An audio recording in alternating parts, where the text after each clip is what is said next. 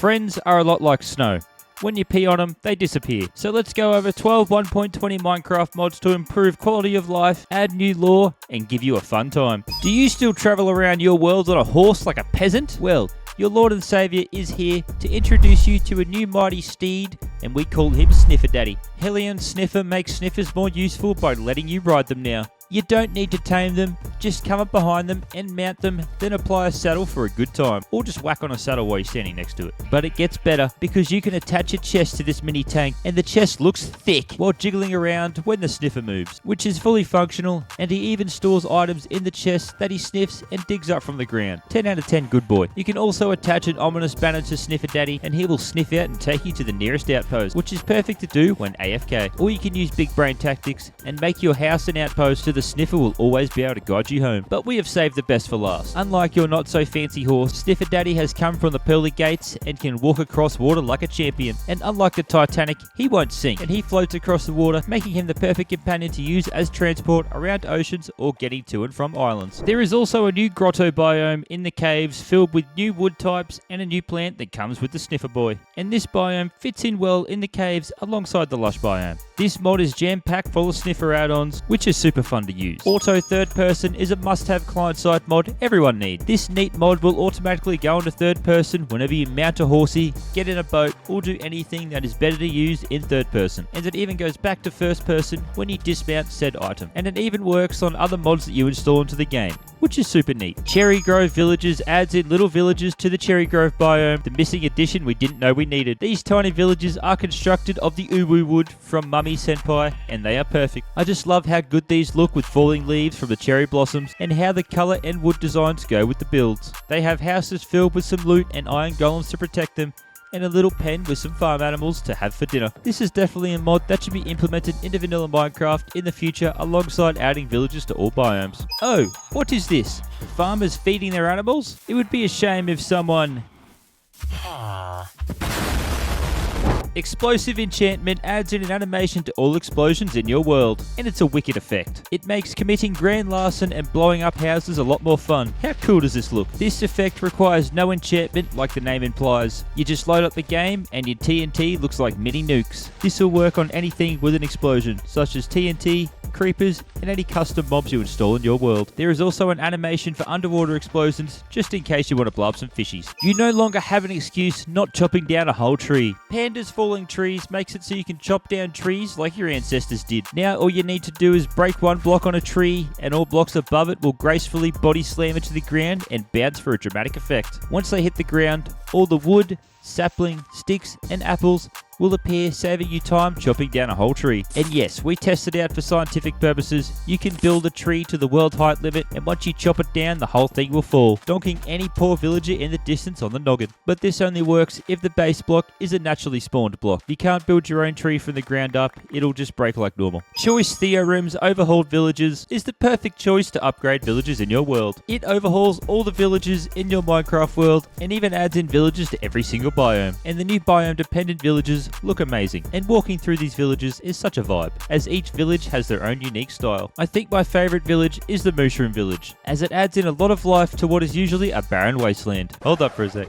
Can we just talk about this horde of zombies that have spawned and are attacking this poor innocent village? I swear to God I didn't spawn these in. A train of naturally spawned zombies have just come out of the blue to fondle everyone in this village. Anyway, moving on. These villages also come in different sizes, from small, medium to large villages. So every village you find will be different, and the pillagers also get a new design to suit what biome they spawn in. And the look of this pillager outpost is great, with heaps of jail cells around holding in lots of iron golems. Just like your mum, the desert is hot, and just like your dad, no one wants to be around it. Scorched adds in a new biome to the desert, and it fits in really well by adding in some good quality of life to it. This new biome is a mix between swamp and desert, adding in trees, grass, plants, and even water with lily pads. So you can now make the desert your new paradise, which will have the desert villagers come flocking to you for water. And I love how this biome looks like the camel could be dependent on it by spawning here with all the little lakes around. Mob captains will randomly spawn boss mobs from natural mobs. These mobs are a little more powerful and move a little faster,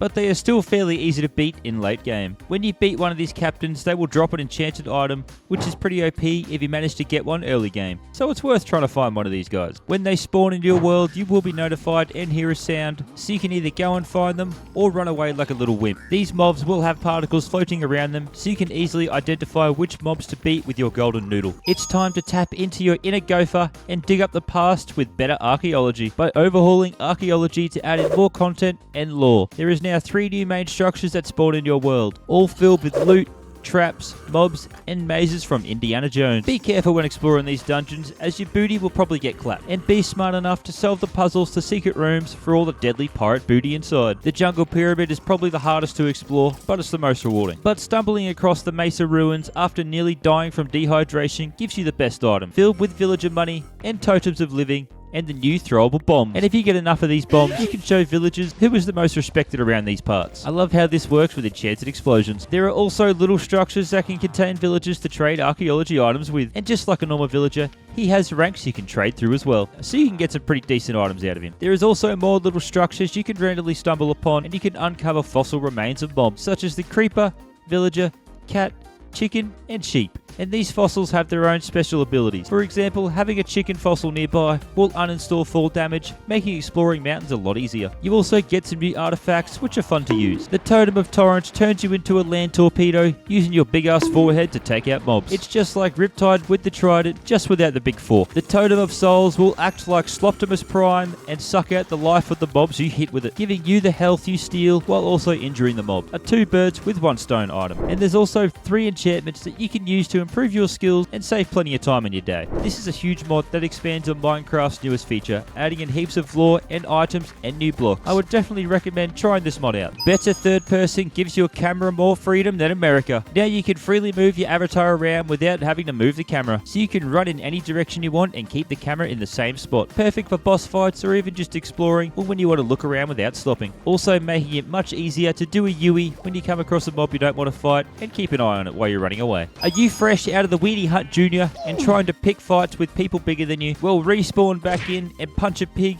then follow the compass that spawned in your hand, because it takes you to your grave where you can pick up your items again, full of shame in front of your bully. Each grave will be protected for about 15 minutes on servers and lasts 30 minutes before it breaks and you lose all your items. It tells you how many items you have and how much XP you have. I love how it shows your items lying next to your head. It's a nice little touch. And if you don't reach your head within 15 minutes, it turns into a skull for anyone to collect. This is not a client-side mod and it needs to be installed on servers for it to be used properly. Let's improve Satan's home by adding in some quality of life with Cinderscapes. Cinderscapes adds in 4 new biomes, blocks, ores, and improves quality of life in the nether. These biomes range from sunshines and rainbows to 2005 emo phase. And these biomes fit in super well and aren't too big, all spawning their own types of mobs. Each biome includes some new blocks and decorations such as plants and ores, which can be taken to the overworld to give to your partner. And it makes walking around the nether more enjoyable and not such a wasteland, giving the illusion that piglins have started the farming addiction down here. Another addiction is watching the YouTube recommended video. They know what you want to watch, so you won't be disappointed. And I'll see you legends over there.